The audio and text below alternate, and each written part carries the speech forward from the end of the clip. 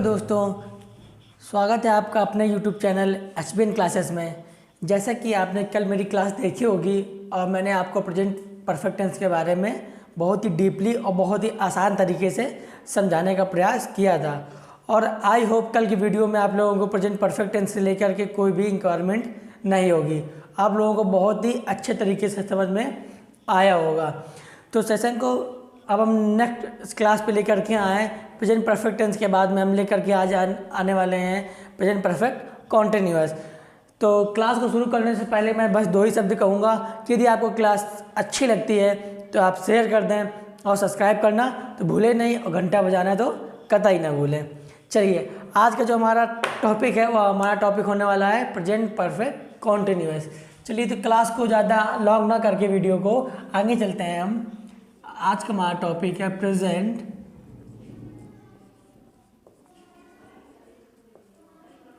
Perfect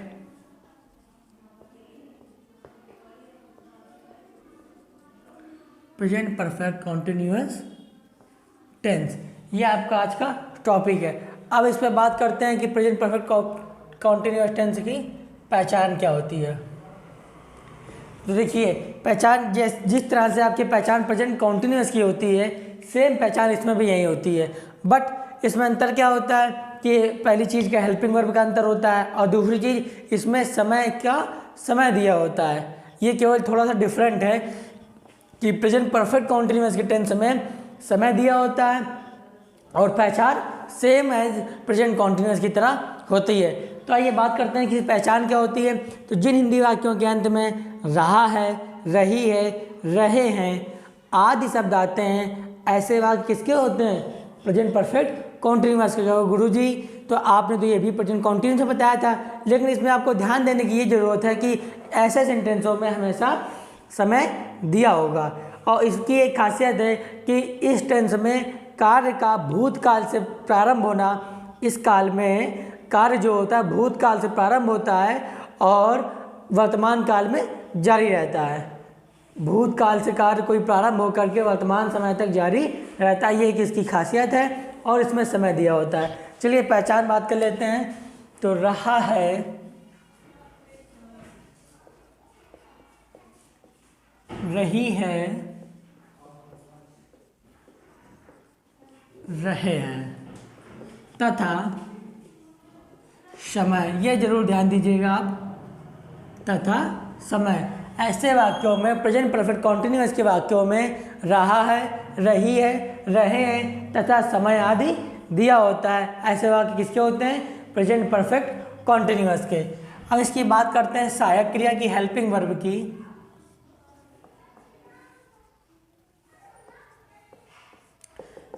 सहायक क्रिया तो किसकी हेल्प के सहारे ये बनाए जाते हैं? तो इसकी हेल्पिंग वर्ब होती है आपकी हैज़ बीन और हैव बीन।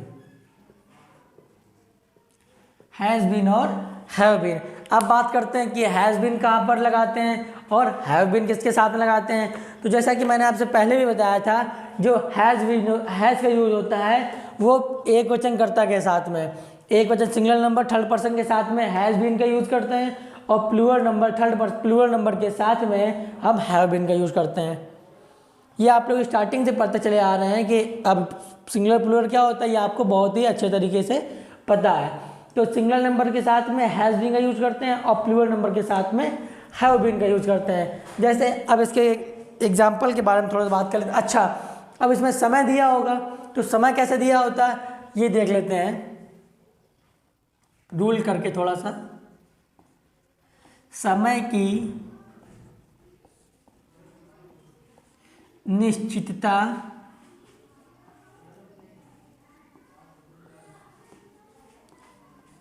के लिए सिंस या फॉर का प्रयोग करते हैं। तो साथियों, आप लोगों को बहुत ही शानदार तरीके से पता होगा कि सिंस और फॉर का प्रयोग करते हैं किसमें? प्रेजेंट परफेक्ट कॉन्टिन्यूअस में। कब करते हैं? जब समय दिया हो। और समय अब टू पार्ट्स में होता है। एक समय होता है जो होता है इंडेफिनिट, एक होता है डिफिनाइट। तो जो एक होता है निश्चित, एक होता है अनिश्चित। तो पहले बात करते हैं कि सिंस का यूज हम कहाँ पर करते हैं। हमारा पहला क्वेश्चन ये बनता है। सेकंड क्वेश्चन ये बनता है कि फॉर का यूज कहाँ करते हैं। तो जैसे हम बताते हैं सिंस के लिए, सिंस का प्रयोग करते हैं हम निश्चित समय के लिए, निश्चित समय के लिए। जो सिंस का यूज करते हैं हम निश्चित समय के लिए, और जो फॉर का यूज करते हैं वो करते हैं अनिश्चित समय के लिए।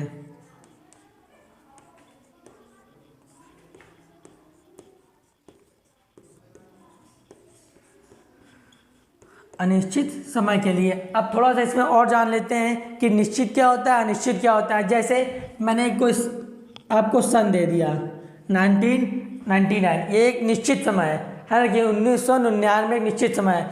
मैंने कहा कि आपको मॉर्निंग दे दिया, क्या दे दिया, मॉर्निंग दे दिया। मैंने आपको दे दिया आवर, क्या दे दिया, 2 आवर या 3 आवर, 1 आवर, यानी एक निश्चित समय ना कि वह 1 घंटे से पढ़ रहा है। 1 घंटा निश्चित है, वह 1 घंटा निश्चित है। और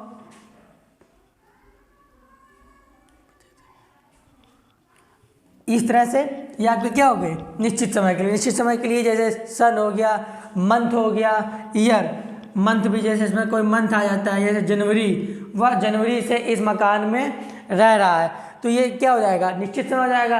अब अनिश्चित समय, अनिश्चित समय का मतलब जैसे वह 4 बजे से 4 o'clock, मतलब कि वह 4 बजे से पढ़ रहा है। अब 4 बजे से पढ़ रहा है, इसका मतलब ये आवर जो होता है आपका, ये आवर जो होता है इसका यूज यहाँ पर नहीं करेंगे।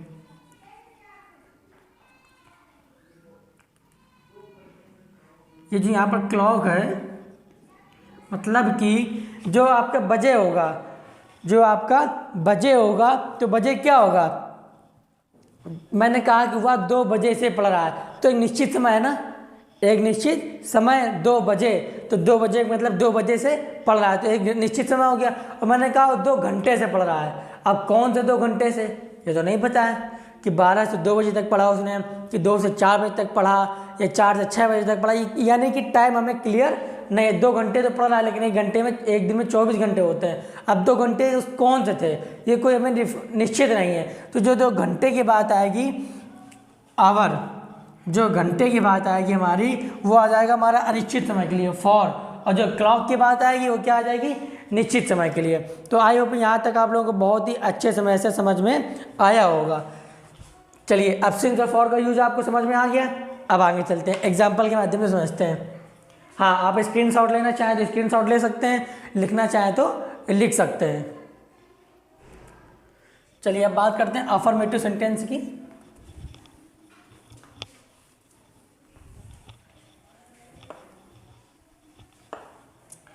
जैसे अफर्मेटिव सेंटेंस में मैंने बताया था, साधारण वाक्य होता है, जैसे मीरा,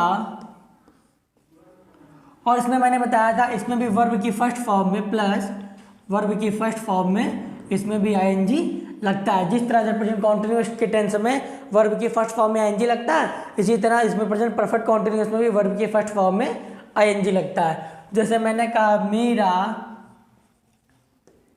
2 घंटे से किताब पढ़ रही है। अब देखिए, अगर यहाँ पर 2 घंटे ना दिया होता, मीरा 2 घंटे से ना दिया होता, क्या मीरा किताब पढ़ रही है, तो किस टाइप का हो जाता है, प्रेजेंट कॉन्टिन्यूअस का, क्योंकि पहचान क्या मिल गई, रहा, रही है। समझ में आ रहा साथियों। उसके बाद अगर यहाँ पर हमें क्या दे दिए, समय दे दिया है, मीरा 2 घंटे से किताब पढ़ रही है, तब समय किस में दिया होता है, प्रेजेंट परफेक्ट कॉन्टिन्यूअस में। ये आपको पहचानने की बहुत ज़्यादा ज़रूरत है। अगर आप इसमें नहीं पहचान पाएंगे तो आप गलती कर बैठेंगे। जैसे अब बात करते हैं,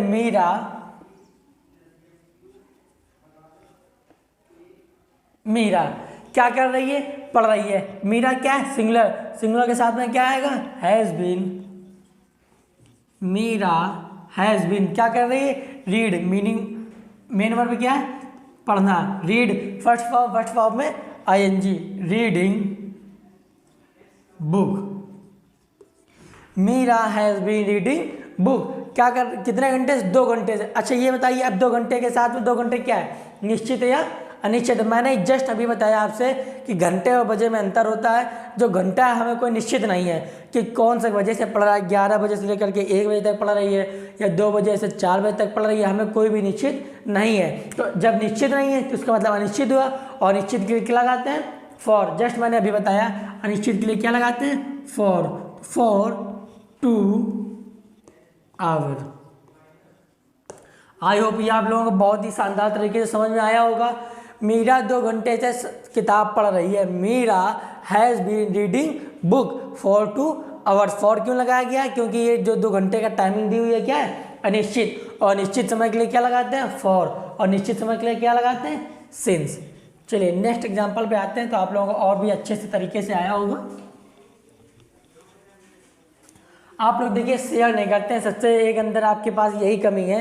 मैं आपसे बार बार यही कहता हूँ कि यदि आपको वीडियो अच्छी लग रही हो और तो आप शेयर कर सकते हैं। आप कम से कम ये तो देखें कि कोई बंदा मेहनत कर रहा है, आपको फ्री ऑफ कॉस्ट पढ़ा रहा है, तो और सारी चीज़ें वही मटेरियल मिल रहा है जो आप कहीं पर बाहर पैसे दे करके जाकर पढ़ेंगे जा करके।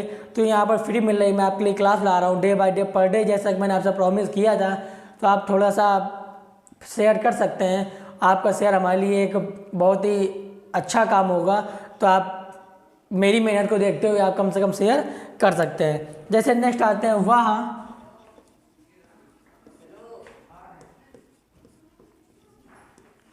2 दिन से कानपुर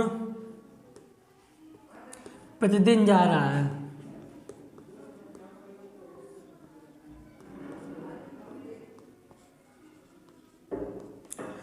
वह 2 दिन से कानपुर प्रतिदिन जा रहा है। देखिए सही सेंटेंस इसमें भी आ गया।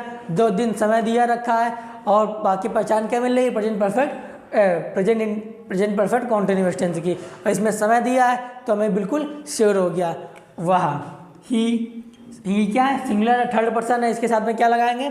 Has been.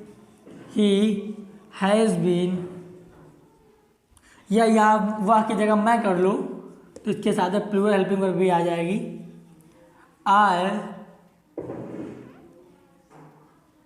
I have been, मैं जा रहा हूँ कहाँ? Kanpur. I have been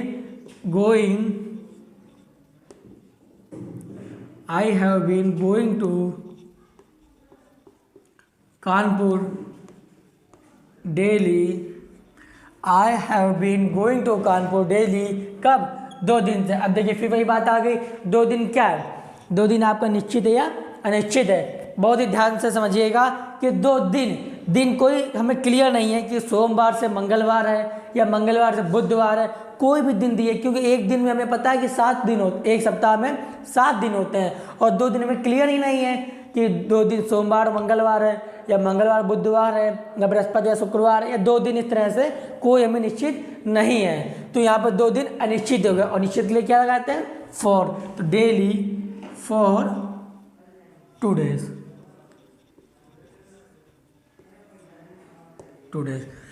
I have been going to Kanpur daily for 2 days।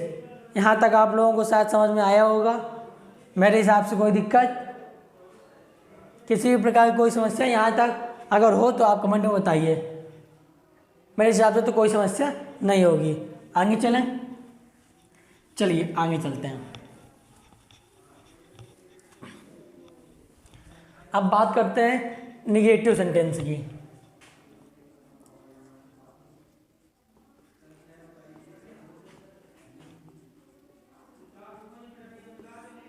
Negative sentence का मतलब क्या होता है? नकारात्मक वाक्य। अब इसमें क्या होता है? देखिए मैंने पहले ही बताया था कि नकारात्मक वाक्यों में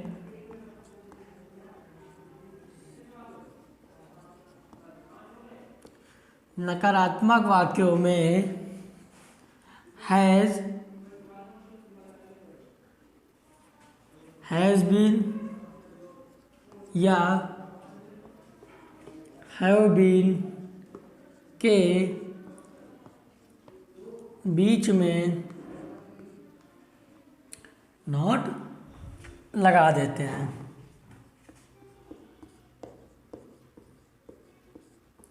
क्या होता है नकारात्मक वाक्यों में? कुछ नहीं होता है, केवल जो हेल्पिंग वर्ब हमारी होती है, क्या हेल्पिंग वर्ब होती है? हैज़ बीन और हैव बीन। तो हैज़ बीन और हैव बीन के बीच में हैज़ नॉट बीन कर देते हैं और हैव नॉट बीन कर देते हैं। यहाँ तक आप लोगों को समझ में आया होगा। यदि नहीं आया तो आप समझ लीजिए एक बार और इसको लिख लीजिए ताकि आपको बहुत ही अच्छे तरीके से समझ में आ जाए।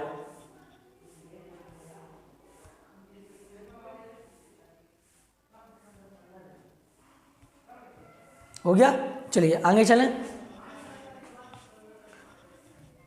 के नीचे लिख लेते हैं, मुझे सोमवार से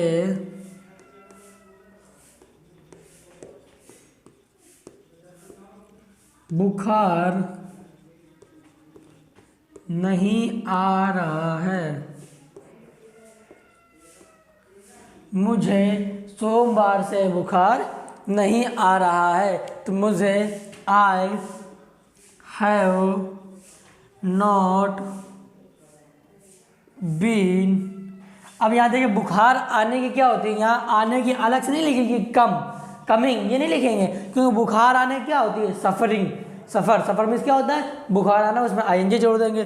तो I have not been suffering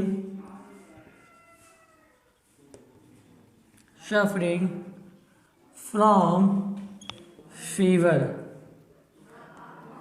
मुझे 2 दिन से मुझे बुखार नहीं आ रहा है। कब से? सोमवार से। अब ये बताइए सोमवार निश्चित है या अनिश्चित है? जल्दी बताइए, कमेंट करिए फास्ट। सोमवार क्या है? सोमवार आपका निश्चित है, क्योंकि सोमवार में टैग दे दिया है, एक दिन नहीं दिया है, सोमवार निश्चित दे दिया है। तो सोमवार निश्चित के लिए क्या लगाते हैं? Since Monday. आई होप यहाँ तक आप लोगों को समझ में आया होगा। किसी भी प्रकार की कोई दिक्कत, कोनो प्रॉब्लम हो तो बताओ। यहाँ तक आप लोगों को बहुत ही आसान तरीके से समझ में आया होगा। मुझे सोमवार से बुखार नहीं आ रहा है। तो I have not been suffering from fever since Monday. जैसा कि मैंने कहा था नकारात्मक वाक्यों में हैव और बीन के बीच में क्या लगा देते हैं? नॉट। वही मैंने किया और इसमें कुछ करने की ज़रूरत है ही नहीं। चलिए नेक्स्ट एग्जाम्पल पे आते हैं। ये भी रेज कर दें।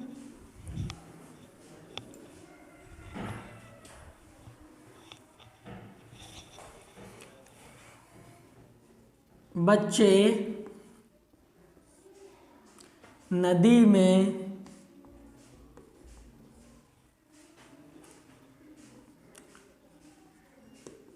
सुबह से नहीं नहा रहे हैं। बच्चे नदी में सुबह से नहीं नहा रहे हैं। तो बच्चे क्या हैं? The children.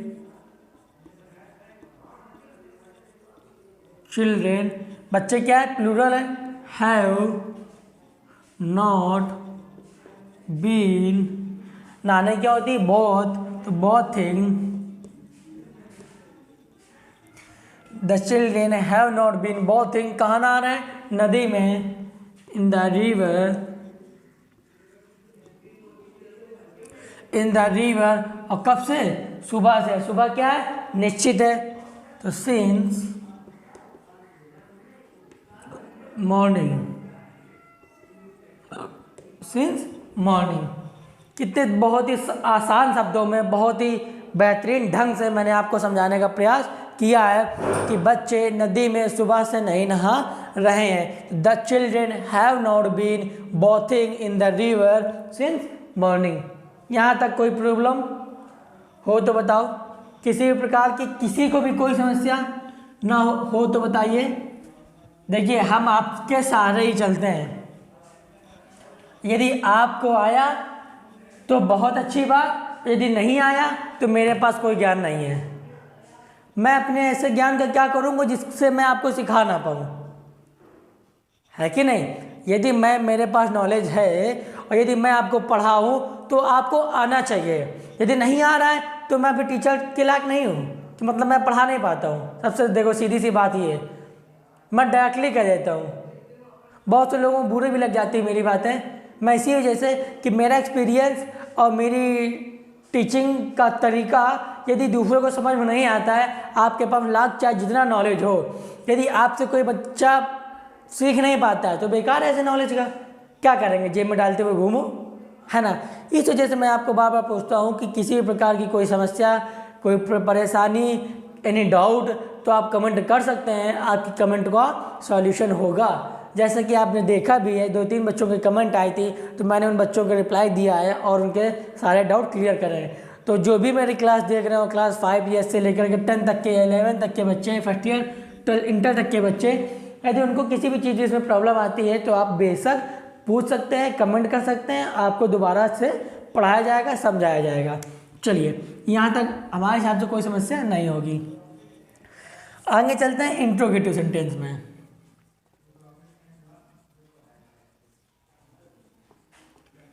इंट्रोगेटिव सेंटेंस में देखिए, इसके जो 2 रूल होते हैं ये मैं लिखूंगा नहीं, और आप लोगों को पता भी है और बहुत अच्छे तरीके से आप लोग एक्सप्लेन कर सकते हैं, जानते भी हैं। इंट्रोगेटिव देखो, मैं हर बार बताता हूँ आपसे, जो इंट्रोगेटिव सेंटेंस होते हैं 2 टाइप के होते हैं। एक ऐसा वाक्य होता है जिसमें प्रश्नवाचक वाक्य के स्टार्टिंग में आ जाता है, तब उसको कैसे बनाते हैं, तब उसको हेल्पिंग वर्ब से बना देते हैं, सहायक क्रिया से बना देते हैं। सेकंड चीज़, एक ऐसा प्रश्नवाचक वाक्य होता है जिसमें प्रश्नवाचक शब्द वाक्य के बीच में आता है, तब क्या करते हैं, तब हम प्रश्नवाचक शब्द की अंग्रेजी से बनाते हैं। ये 2 कॉन्सेप्ट हैं और इसको आप याद कर लीजिएगा। और पहले सेंटेंस में प्रेजेंट इंडेफिनिट में और प्रेजेंट कॉन्टिन्यूअस में मैंने लिखवाया भी है, तो आप उससे एक बार लिख लीजिए और हर बार लिखने की ज़रूरत नहीं है। आप इसको क्यों लिखना कम, समझना सीखो, रटना नहीं है। अब आपको समझने की बारी है, ठीक है। आप जिस भी क्लास के बच्चे हो, मेरा वीडियो देख रहे हो, तो अब ये प्रयास ये करिए कि मैं इसको, और मैं इतने आसान तरीके से बताने का प्रयास करता हूँ कि आप भी किसी को बताएंगे तो एक ही बार में उसको समझ में आ जाएगा। तो इस तरह से मैं बहुत ही अपनी भाषा में आपको बताने का प्रयास करता हूँ। चलिए, आप एग्जाम्पल के सारे समझते हैं आपसे।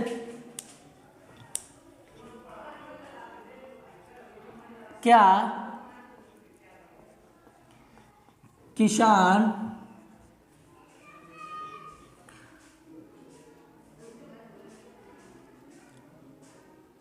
क्या किसान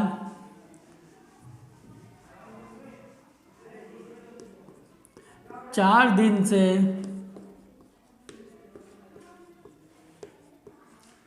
खेत का काम कर रहा है? और हाँ, मैंने बताया था कि इंट्रोगेटिव सेंटेंस में क्वेश्चन मार्क लगाना आप नहीं भूलेंगे। इससे आपके गलत होने के चांसेस थोड़े से बढ़ जाते हैं यदि आप लगा देते हैं, नहीं लगाते हैं तो। यदि आप लगा देते हैं तो बहुत अच्छी बात। दूसरी चीज़, आप राइटिंग का विशेष ध्यान रखिए। आपकी राइटिंग स्किल्स जितनी भी इम्प्रूव होगी उतना ही आपको मार्क्स दिलाने में बेनिफिट रहेगा। तो यदि आपकी राइटिंग बहुत अच्छी है तो उसका उपयोग करिए और बहुत ही अच्छा लिखने का प्रयास करिए। तो क्या किसान 4 दिन से खेत का काम कर रहा है? चलिए, अब बात कर लेते हैं पर कुछ समय के लिए कि इसके हम भूल जाते हैं कि यहाँ पे प्रश्नवाचक शब्द है। किसान 4 दिन से खेत का काम कर रहा है, तो the farmer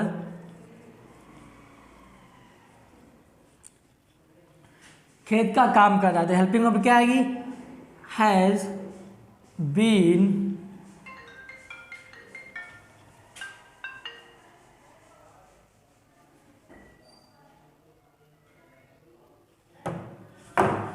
the farmer has been क्या कर रहा है? काम। कहाँ का? खेत का।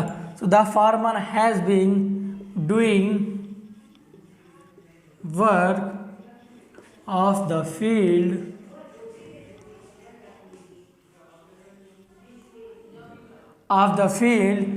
कितने से? 4 दिन से। ये देखो, ये समस्या आपको बहुत ही बार आएगी, लेकिन अगर आपको डाउट नहीं है कोई तो आप बेझिझक कर देंगे, कोई दिक्कत नहीं है। यदि आपको डाउट हो जाएगा कि आप यहाँ पर सिन से लगाएं या फॉर लगाएं या सिन से लगाएं या फॉर लगाएं, तो मैंने आपको डाउट का पहले ही सॉल्यूशन बता दिया है कि जो 4 दिन होते हैं बेटा, जो 4 दिन, कौन से 4 दिन? एक हफ्ते में 4 दिन होते हैं और 4 दिन हमें कोई भी डेज नहीं दिया है ना, कि सोमवार से लेकर के शुक्रवार तक या यहाँ से लेकर के यहाँ तक ऐसा नहीं दिया है। तो 4 दिन पता नहीं कौन से 4 दिन, समझो, पता नहीं कौन सा 4 दिन, यानी कि ये क्या है, अनिश्चित है। और निश्चित की क्या लगाते हैं,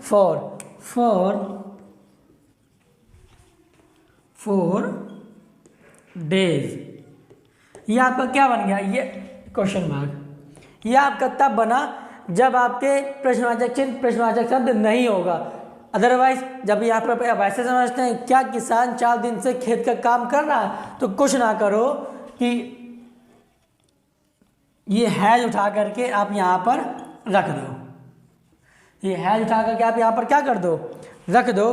तो बिल्कुल सिंपल से बन गया आपका, has the farmer been doing work of the field for 4 days. बहुत ही शानदार तरीका है कि पहले हेल्पिंग वर्ब आप लगा करके उसको बाद में रख दीजिए। या ऐसे नहीं बनाना चाहते हैं तो इसका मैं एक सेकंड तरीका और बता रहा हूँ जो आपको बहुत ही अच्छे तरीके से समझ में आया होगा। आप ये लिखना चाहें तो लिख सकते हैं, स्क्रीनशॉट लेना चाहें तो स्क्रीनशॉट ले सकते हैं।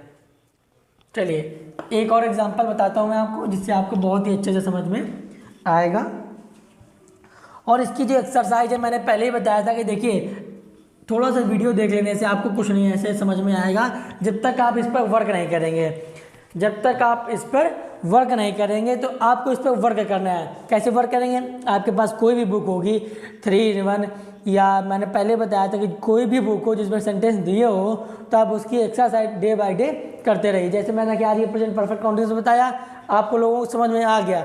अब यदि आप इस पर वर्क नहीं करेंगे तो आप इसको भूल जाएंगे।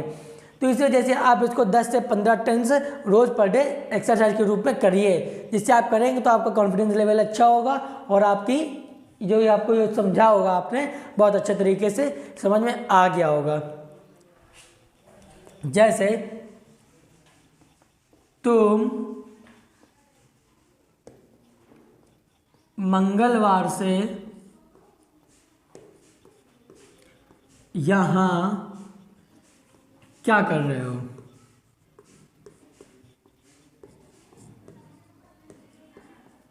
तुम मंगलवार से यहाँ क्या कर रहे हो। अब देखिए प्रश्नवाचक शब्द क्या आ गया, वाक्य के बीच में आ गया। तो क्या करेंगे, वाट, इसके बाद हेल्पिंग वर्ब, तुम वाट हैव यू बीन, यानी जो हैव और बीन के बीच में क्या आ जाएगा, सब्जेक्ट आ जाएगा। हैव और बीन के बीच में क्या आ जाएगा, सब्जेक्ट। कब, इंट्रोगेटिव सेंटेंस में। तुम मंगलवार से यहाँ क्या कर रहे हो, तो what have you been doing,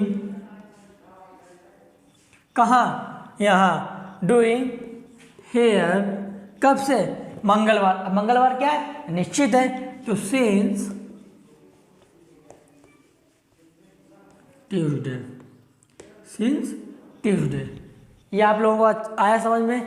तुम मंगलवार से यहाँ क्या कर रहे हो, तो what have you been doing here since Tuesday. I hope यहाँ तक किसी भी प्रकार की कोई समस्या नहीं होगी। हो तो बताइए,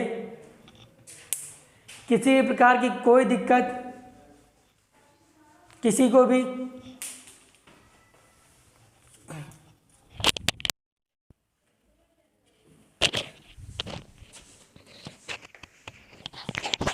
यार निकल गया, इसको लगा लेते हैं थोड़ा सा।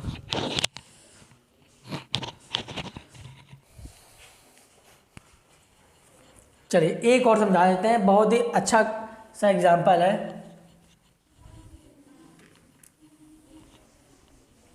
यहाँ से आप लोगों को बहुत ही सारे डाउट क्लियर हो जाएंगे। शनिवार से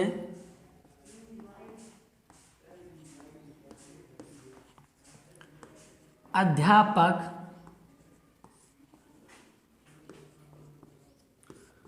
कौन सी पुस्तक पढ़ा रहे हैं। शनिवार से अध्यापक कौन सी पुस्तक पढ़ा रहे हैं, तो क्या है प्रश्नवाचक शब्द, कौन सी। क्या करेंगे इसका, कौन सी क्या होती है spelling, which book, which book कौन सी पुस्तक, which book the teacher, which book. अब इसके बाद क्या आएगा, हेल्पिंग वर्ब, विच बुक है अध्यापक, has the teacher been, which book has the teacher been reading, ये हो गया। Which book has the teacher been reading, अध्यापक कौन सी पुस्तक पढ़ा रहे हैं, कब से, शनिवार। शनिवार क्या, निश्चित या अनिश्चित, निश्चित, तो निश्चित की क्या लगाएंगे, सिंस सैटरडे, सिंस सैटरडे और क्वेश्चन मार्क। ये है आपका लास्ट एग्जाम्पल। आई होप यहाँ तक आप लोगों को बहुत ही अच्छा और बेहतरीन और शॉर्ट तरीके से समझ में आया होगा। मैंने अपने अथक प्रयास के द्वारा आप लोगों को पूरा समझाने का प्रयास किया है और बहुत ही आसान शब्दों में अपनी भाषा में प्रयोग किया, क्योंकि किताबी भाषा आप लोग जानते हैं कि किताबी में क्या होता है, केवल छपाई होती है।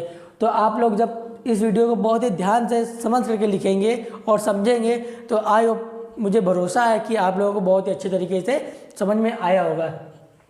तो ये रही आज की हमारी छोटी सी क्लास, जिसमें मैंने आपको प्रेजेंट परफेक्ट कॉन्टिन्यूअस के बारे में सारा कुछ बता दिया, इंट्रोगेटिव, अफर्मेटिव, नेगेटिव, इंट्रोगेटिव में डबल टाइप, सारा कुछ। और आई होप इससे लेकर के आपको आज से सारे डाउट खत्म।